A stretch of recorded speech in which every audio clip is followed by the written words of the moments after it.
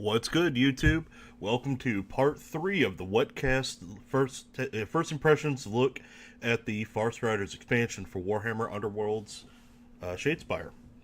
So this time around we're going to be looking at the unique factional upgrades that are available to the Farstriders faction. Now, as we were looking at the previous cards, particularly the objectives, in concert with the heroes themselves, we kind of struggled to find out what exactly the Farstriders are supposed to be doing. Their objectives seemed a little bit all over the place. They didn't really seem to be in keeping with the stats that we see on the cards. So hopefully, when we take a good look at these upgrades, we'll start to form more of an opinion on how they're supposed to be played and what we can expect for the meta going forward. Now, as always, in the Hot Take series, these are my first impressions on seeing these cards. I've done no research beforehand beyond a little bit of looking at what they showed on Warhammer Community before the release of the faction. So let's get right into it. Alright, our first card is Etheric Step. This is restricted to Farstrider, so the leader of the faction. This fighter can move through other fighters during a move action, but must end their move in an empty hex. We've seen effects similar to this. I believe there's an generic upgrade for the Sepulchral Guard that allows somebody to do this. And there's an upgrade that allows Blooded Sake to do this on a charge. This lets Farstrider do this all the time. Now, Farstrider has a nice 4 movement, so I can see this being useful for him, but overall I gotta say that this is just really not turning me on. And you know, people who have listened to my other videos will know that I tend to try to keep my deck as small and trim as possible. So something here that seems to have very situational utility isn't really going to excite me. Now, I can see this being useful in a situation if you get trapped, but there aren't a lot of models in any particular Shadespire warband. You're going to max out at 7. And looking at the hex board, which we conveniently have in the background here, every hex has 6 adjacent hexes. It's going to be very unlikely that you're going to be fully trapped. Now, I understand, I think we're supposed to be kind of pointed towards a play style of keep away with Farstriders, and this would certainly help with that. But to me, it seems like the Farstriders are going to be doing most of their work at range. I just don't think it's that likely that you're going to get surrounded or that you're really going to have a situation where you absolutely need to be on a certain hex, unless you're specifically going for objectives. But even then, I mean, with movement shenanigans and speed upgrades, and this being a reasonably quick force, I'm not really seeing a lot of use for this. Moving on. Covering Fire. Okay, so this can go on anybody in the Farstriders expansion. This fighter can support an adjacent friendly fighter targeted by an attack action, even if this fighter is not adjacent to the attacker. Okay, so support an adjacent friendly fighter targeted by an attack action. Okay, so this is defensive. If you're attacked and you're trying to get the support bump on the defense, this helps. I mean, that's asking a lot. Keep in mind you've got three figures in this faction, and you want to stay very mobile. If this were something for the Liberators, I could see it being a little bit more useful because I typically like to play them in a shield wall. But I'm not really seeing that being effective for the Farstriders. Personally, for the Farstriders, I would want to spread out. I would want to really maximize the effectiveness of my range in order to control more of the board and to pop people off of objectives. You're not going to get any use out of this unless your guys are right next to each other, and I just don't see that with this expansion. Or this faction, I should say. Even then, the best you're going to get out of it is activating single supports on the die, which, it's going to mean you have a 16% better chance to get a success. Not a crit, a success. It's situationally okay. I just don't think it's worth the upgrade slot, not when we have so many other good options now. Flashing hand axe. Okay, here we go. Stormcast Rangers. Wield weapons that surge with lightning. Okay, there's not really any actual rules text on here. This is just a straight up attack. 1 range, 2 hammers, 3 damage, and cleave. And it's restricted to Farstrider himself. Now, taking a look at his normal attack, pre-inspiration, he's going to hit in melee, 1 range, 2 hammers, 2 damage. So he's basically gaining here 1 damage and cleave. And he doesn't get any better at melee once he's inspired. So this is okay. I think this is going to be a good way to finish off somebody in melee or to punish somebody from actually getting close to you. It's a little bit restrictive, though, because it's only for Farstrider, and it wouldn't affect any of his other attacks, only this one attack. For the same cost, that is to say, an upgrade, cost a glory point, I could give him a weapon that would do a similar thing. I could give him great strength, or any number of other, generic upgrades that would increase his damage or his hitting potential. This is okay if you want to stack damage, but keep in mind Farstrider's your leader, and people are going to be trying to kill him anyway. You don't want him in melee if you can avoid it. Again, I'm not super impressed by this one.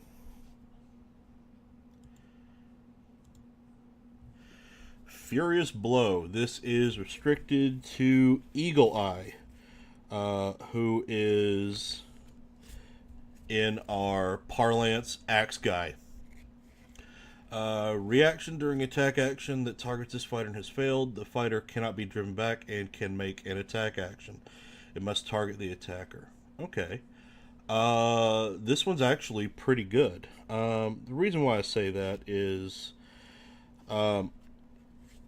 one, it's a reaction knockback, like retribution type attack, similar to what we'd see with Severance Steelheart with Furious Riposte, or Angerhead Bright Shield, her regular riposte ability. I forget what exactly it's called.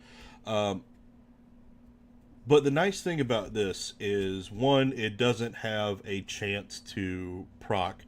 It's going to happen. If you get hit and the attack fails, you don't have to roll anything. You can't be driven back, which I think that actually might be a bigger thing than the attack and response, just because it's going to make it less likely for you to get knocked off an objective. If you're playing an objectives based Farstrider deck, keep in mind you're going to want to spend most of your actions shooting people. You don't really want to waste them moving back onto objectives you've been knocked off of, especially if you don't have a lot of movement shenanigans, or you're trying to save your movement shenanigans for something else. The other great thing about this is that it doesn't specify what the attack is. Now, Eagle Eye's melee attack is not bad. It's 1 hex, 2 hammers, 2 damage. He could also counter with his Boltstorm pistol, though I imagine you're usually going to be wanting to do melee with this. And when he's inspired, he goes to 3 damage, which is pretty great. But this would also work if you give him some sort of a weapon. I'm not sure what kind of weapon you would give him, since his regular attack is already pretty stout. But you could use this to unlock some combos. The biggest first order optimal strategy I'm really seeing with the Farstriders is going to be to play very defensively, and this card works right into that. So far, I think this is the best one we've seen. I like it. Lone Warrior. Okay, this can go on anybody. Rolls of single support made for this fighter when they are targeted by an attack action also count as successes when they are adjacent to no friendly fighters. Okay, so this is basically Helpful Whispers. Oh no, I'm sorry. This is for defense for this fighter when they are targeted by an attack action. So I believe that there is a generic card in this set that does the same thing. So you could, in theory, double up on these. You wouldn't want to put them both on the same figure, but this will increase your defensive potential. Once you're inspired with Farstriders, you're throwing 2 defense dice, and there's a lot of plus defense dice options in the game now. This is, on its face, pretty good, especially if you are, like I was saying before, keeping your guys spread apart, trying to control the board. And also, this is going to help you stay on objectives and not get knocked off of them. I like it. Overcharge Bolt Storm Pistol. Okay, so looking at a normal Bolt Storm Pistol attack, and they're all the same. Normal ones are 3 range, 3 daggers, 1 damage. This one goes to 3 hammers, which almost ensures that it's going to hit. It's got cleave on there, so that's even better. Still only doing 1 damage. And it's worth mentioning that all the verbiage that involves effects being based on a Bolt Storm pistol attack do include this overcharged version. They usually say specifically on the card, Bolt Storm pistol or overcharged Bolt Storm pistol attacks. This seems like a core card for this faction. Probably by design meant to be kind of an auto-include. I'd never call anything an auto-include, but this is a very strong choice for just about any Farstriders deck, I think. I would say if you are building a Farstriders deck and not focusing on your range attack capability, I would ask you, why are you playing Farstriders? I like it. It's going to be... I struggle to think, though, who would take this the best. I personally wouldn't put it on Farstrider himself, because once he's inspired, he's got his bird attack, which is slightly better than his Bolt Storm pistol attack. I could see probably putting it on Eagle Eye or Swiftblade. Probably... I would imagine that I would put it on Swiftblade, because that will give him access to cleave in both his melee attack and his ranged attack, and his melee attack is slightly worse than Eagle Eye's, just because it does less damage when inspired. Now, that being said, you could also put this on Eagle Eye instead. So that way you can have Swiftblade cleave in melee and Eagle Eye cleaving at ranged. That being said, though, I mean, if you're not playing against a faction that has cleave, then I would probably put it on Swiftblade and try to focus your melee upgrades, or your melee-oriented upgrades, on Eagle Eye, just because his base damage is going to be a lot better. Okay, Sharp Eyes. Eagle Eyes. This is restricted to Eagle Eye. Fighter's attack action gains cleave.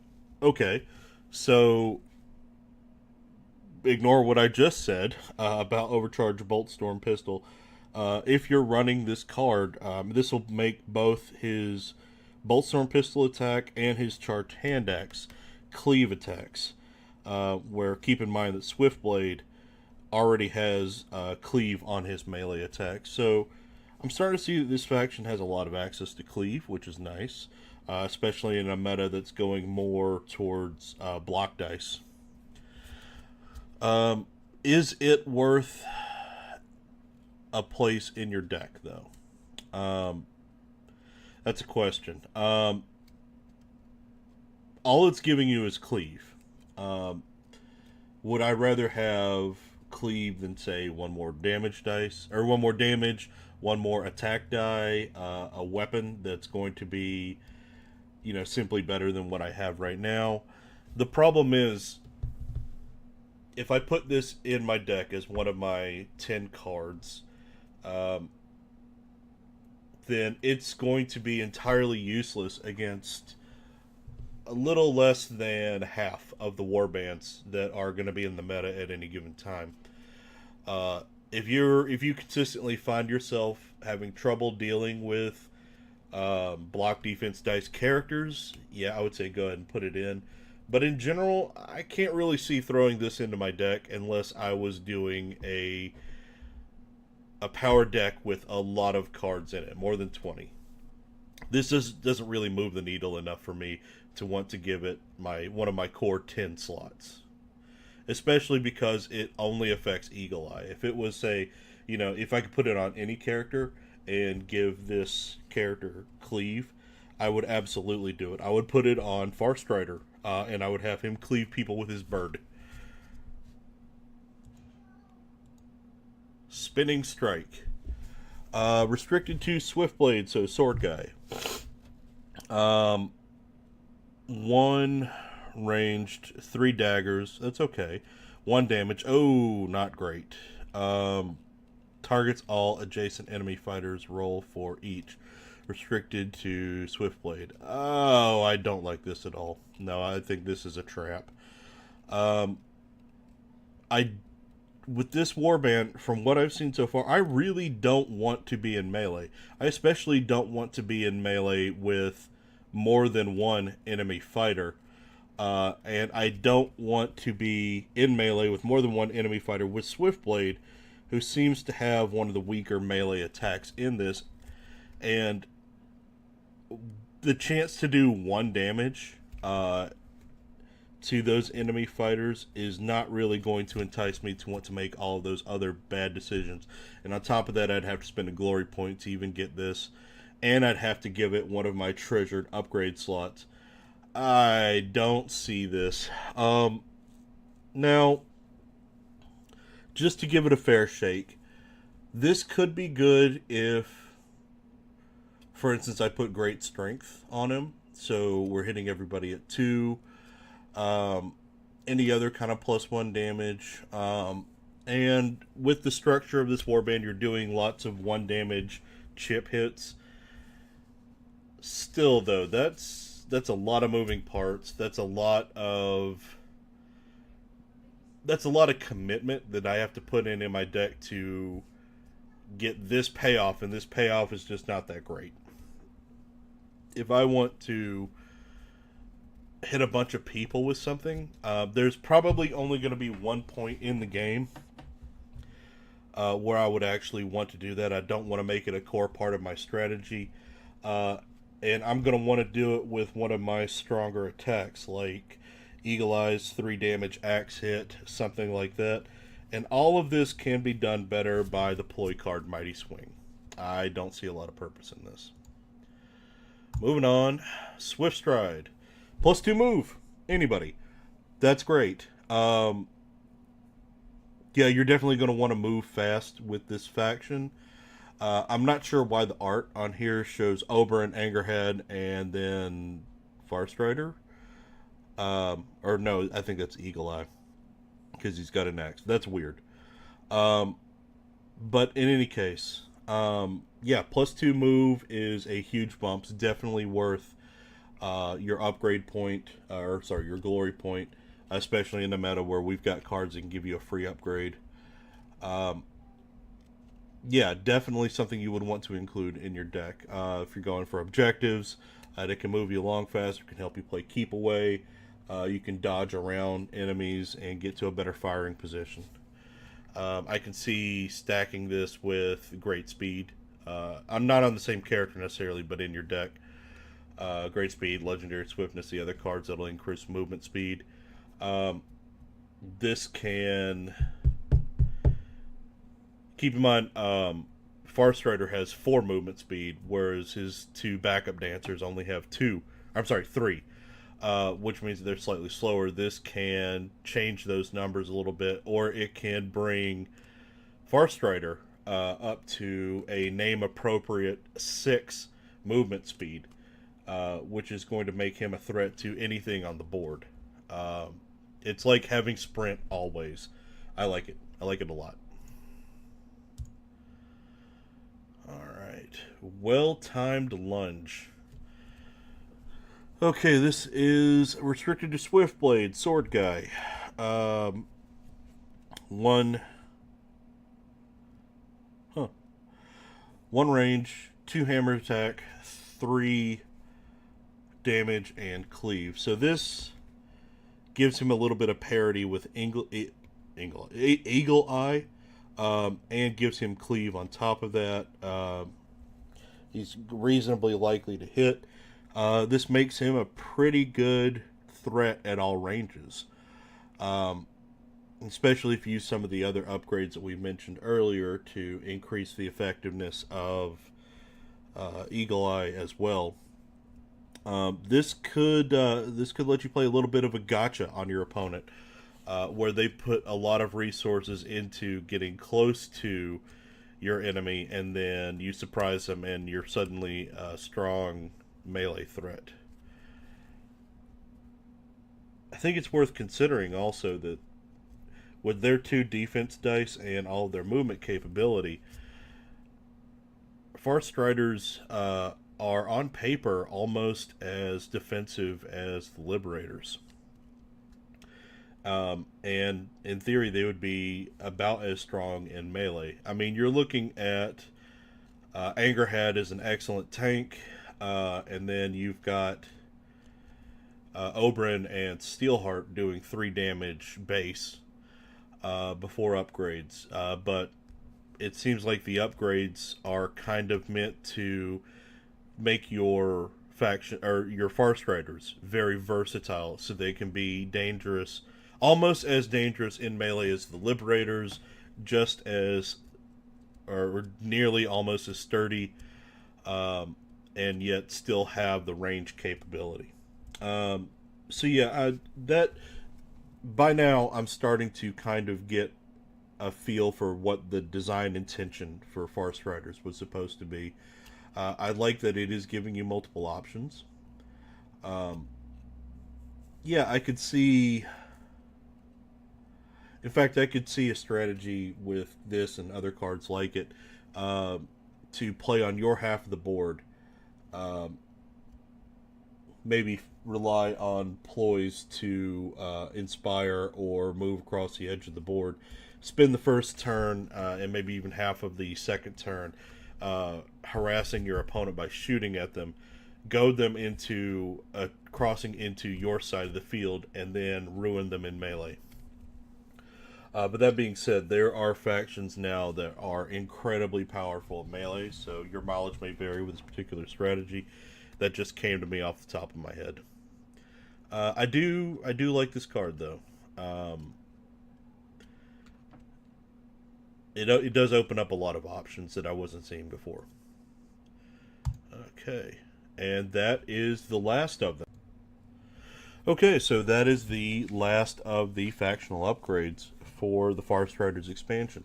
And I think the last card that we looked at was a great one to end on because it kind of makes everything click together. I'm starting to like the Farstriders better now as a faction in that they seem to be very versatile, and it does seem to lend itself into a strategy of starting your opponent off with harrying attacks, playing keep away, very small bits of damage from your Boltstorm pistols, and also preventing them from getting onto objectives.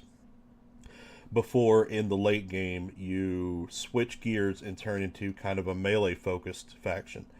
I think that's kind of fluffy, actually, for the way that the Vanguard Hunters are described in the game and in the fluff of Age of Sigmar. So yeah, this is probably one of the more versatile factions that I've seen so far.